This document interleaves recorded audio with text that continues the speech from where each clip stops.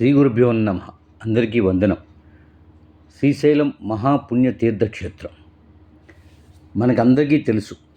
12 జ్యోతిర్లింగాలు, 18 శక్తిపీఠాలు భారతదేశంలో ఉన్న వివిధ ప్రాంతాల్లో నెలకొని ఉన్నాయి.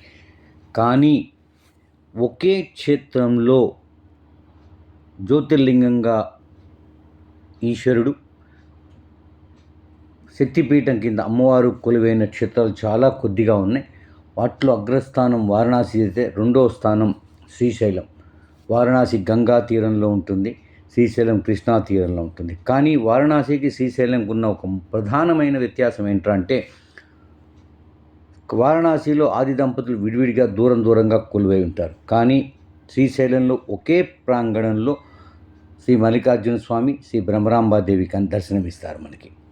ఇంత పురాతన తీర్థ పుణ్యక్షేత్రం అనగానే మనకి అనేక ఇతర ఆలయాలు, మఠాలన్నీ కనపడతా ఉంటాయి. అలా శ్రీశైలంలో కూడా ప్రధాన ఆలయానికి సమీపంలో శ్రీశైల ఆలయానికి సమానమైన చరిత్ర కలిగిన 5 మఠాలు ఉన్నాయి. వాటిలో మొట్టమొదటిది ఘంటామఠం. అన్నీ కూడా ఈ 5 మఠాలు కూడా విశేషమైనటువంటి పౌరాణిక చారిత్రక ప్రాశస్త్యం కలిగినవి కావటం విశేషంగా చెప్పుకోవాలి. ముఖ్యంగా ఘంటామఠం వీటిలో అగ్రస్థానంలో ఉంది. తరువాత భీమశంకర మఠం, విభూతి మఠం, రుద్రాక్ష మఠం, సారంగధర మఠం. ఈ 5 మఠాలు కూడా ప్రధాన ఆలయానికి సమీపంలోనే ఒక వరుసలో ఉంటాయి.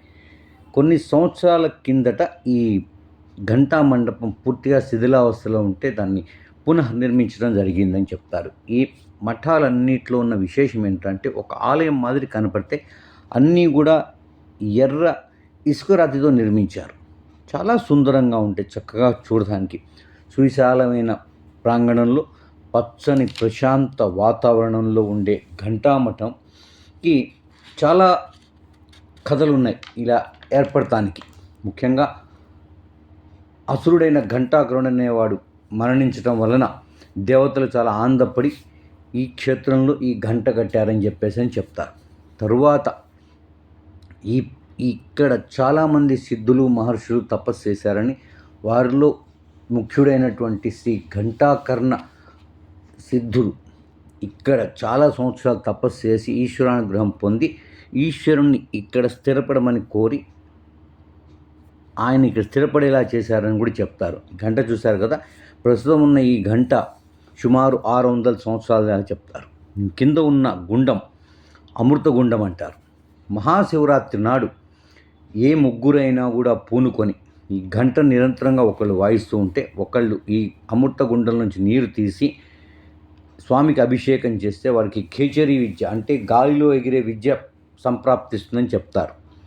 ఇక అది పక్కన పెడితే ఈ ప్రాంగణంలో మొత్తంగా 6 సన్నిధులు కనపడతాయి. అందులో మొట్టమొదటిది స్వామివారు కొలువైనటువంటి అంటే ఘంటాకర్ణ సిద్ధుడికి స్వామివారు దర్శనమిచ్చి లింగ రూపంలో స్థిరపడిన ఆలయం ఒకటి కాగా, మరొకటి శ్రీ కుమారస్వామి స్వయంగా ప్రతిష్ఠించిన లింగం ఒకటి, మరొకటి సప్త చిరంజీవుల్లో ఒకరైన శ్రీ మార్కండేయ మహర్షి ప్రతిష్ఠించిన లింగం ఒకటి, ఇంకా ఇది కాకుండా నకులు ప్రతిష్ఠించిన శ్రీ కాశీ విశ్వనాథ స్వామి వారి ఆలయం ఒకటి. ఇక్కడ విశేషంగా చెప్పుకోవాలంటే ఎదురుగా కనపడుతుంది చూశారు కదా, ఇటు పక్క చిన్నగా ఉన్నది శ్రీ మార్కండేయ మహర్షి ప్రతిష్ఠించింది, ఆ పక్కన ఉన్నది శ్రీ కుమారస్వామి ప్రతిష్ఠించింది. శ్రీ కుమారస్వామిని ఈ శ్రీశైలాన్ని కుమారక్షేత్రం అని కూడా అంటుంటారు కదా, అందువలన చూస్తే మనకి స్పష్టంగా కనపడుతుంది. కొంచెం ఎత్తులోంచి తీసిన వీడియో ఇది.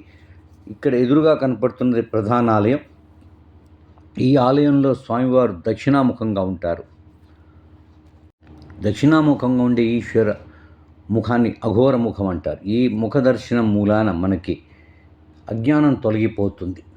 ఇక్కడ ఉన్న ఈ సరస్వతీ గుండం, అమృత గుండం రెండింటికి మధ్యలో ఉన్న ఈ గుహ గురించి అనేక గాథలు వినపడతాయి. దీని ద్వారా శ్రీశైల ఆలయంలోకి వెళ్ళొచ్చని కొందరు చెప్తారు. కొంతమంది క్రూరమృగాల బారి నుంచి తప్పించుకోవడానికి ఈ గుహను నిర్మించుకున్నారని చెప్తారు. రకరకాల గాథలు వినపడతాయి. కానీ ఈ గుహ మాత్రం ప్రస్తుతం మూతబడి ఉంది. లోపలికి వెళ్తానికి దారి అయితే కొంత దూరకే ఉంటుంది, ఆ తర్వాత మూతబడి ఉంటుంది. ఇక మనం ఇటు పక్కకు వస్తే శ్రీ మార్కండేయ మహర్షి ప్రతిష్ఠించిన ఆలయం ఉత్తరముఖంగా ఉంటుంది.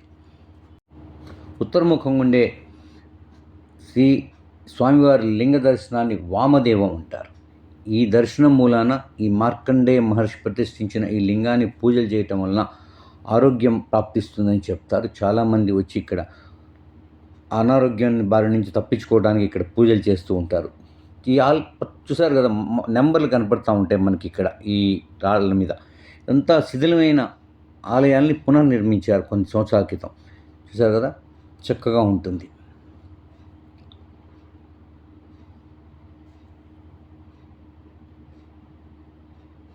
చాలా బాగుంటుంది దర్శనం. ఈ పక్కన ఉన్నది శ్రీ కుమారస్వామి ప్రతిష్ఠించిన లింగం. ఈ లింగానికి అభిషేకం చేస్తేనే కేచరి విద్య సంప్రాప్తిస్తుందని చెప్తారు. అంటే మహాశివరాత్రి నాడు సాయం సంధ్యా సమయం తర్వాత నుంచి ఉదయం సంధ్యా సమయం వరకు, అంటే సూర్యుడు ఉదయించే వరకు నిరంతరాయంగా గంట మోగుతూ నీరు తోడుతూ అభిషేకం చేస్తే ఈ కేచరి విద్య సంప్రాప్తిస్తుందని కూడా చెప్తారు. ఇంకొక విశేషం ఏంటంటే ఇక్కడికి ప్రతి అమావాస్యకి పౌర్ణమికి ఒక శ్వేతనాగు ఎక్కడి నుంచి వస్తుందో ఎవరికి తెలియదు, కానీ వచ్చి ఈ లింగాన్ని చుట్టుకొని 27 నిమిషాల పాటు అలా ఉండి తర్వాత అంతా తను వెళ్ళిపోతుందట. అది ఎక్కడ ఉంటుందో, ఎక్కడి నుంచి వస్తుందో, ఎలా వెళ్ళిపోతుందో తెలియదు. మరలా ఇంకొకసారి ఆ లింగం తాలూకు దర్శనం కూడా, ఆ పాము తాలూకు దర్శనం కూడా కనబడదు. ఇక్కడ స్వామివారు అంటే త్రిమూర్తులు ముగ్గురు లింగ రూపంలో కనపడతారు, బ్రహ్మ విష్ణు మహేశ్వరులు. చూసారా, ఈ మండపం ఇది నకులుడు ప్రతిష్ఠించిన లింగం ఉన్న మండపం. ఈ మండపంలో ధ్యానం చేయటం మూలాన గొప్ప శక్తి సంప్రాప్తిస్తుందని చెప్తారు. ముఖ్యంగా సూక్ష్మ దర్శన సంప్రాప్తిస్తుంట భగవంతుని. ఇక్కడ ప్రాంగణంలో తపస్సు చేస్తే గొప్ప గొప్ప అవధూతలు వీళ్ళంతా కూడా ఇక్కడ తపస్సు చేశారని చెప్తారు. శ్రీ పోతులూరి వీరబ్రహ్మేంద్ర స్వామి దగ్గర నుంచి కాశీనాయన వరకు ఇక్కడ తపస్సు చేసి ఆ శక్తిని సంపాదించారని కూడా చెప్తారు. కాశీ వెళ్ళలేని వాళ్ళు ఇక్కడ ఈ స్వామివారికి దర్శనం చేసుకుంటే కాశీ వెళ్ళిన ఫలితం లభిస్తుందని కూడా చెప్తారు. చాలా చిన్న మండపం. చూశారు కదా. ఇక్కడ ఒక విశేషం గమనించాలంటే ఈ ప్రతి ఒక్క మఠంలో ఉన్న ఆలయాలలో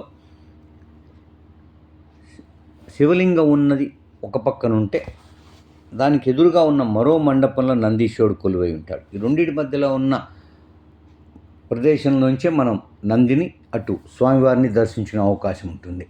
చాలా గమ్మత్తైన అమరిక అని చెప్పాలి ఇది. ఎందుకంటే సహజంగా నందికి ఈశ్వరుడికి మధ్యలో వెళ్ళకూడదు అంటారు, కానీ ఇక్కడ దర్శనం చేసుకోవాలంటే ఇలానే చేసుకోవాలి. ఇక్కడ పైనుంచి చూస్తే ఒక చక్కటి ఆహ్లాదకరమైనటువంటి వాతావరణం, గొప్ప ఆధ్యాత్మిక అనుభూతి పొందగలం మనం. ఎందుకంటే చుట్టూ పచ్చని చెట్లు, ప్రశాంత వాతావరణం, ఎలాంటి కాలుష్యం ఉండదు.